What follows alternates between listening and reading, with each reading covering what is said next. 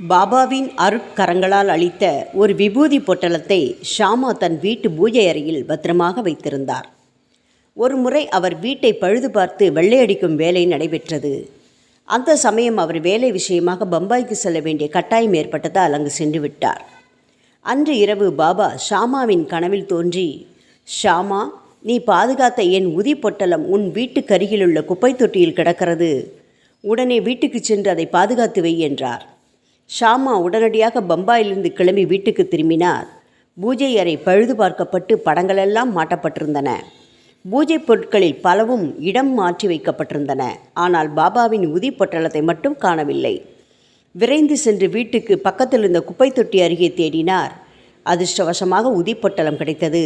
அதை பயபக்தியுடன் எடுத்து வந்து கண்களில் ஒற்றி, எங்கள் தவறுகளின் அறியாமையை மன்னித்து விடுங்கள் பாபா என்று கூறி மீண்டும் பூஜை அறையில் பாபாவின் படத்தின் முன் பத்திரமாக வைத்தார்.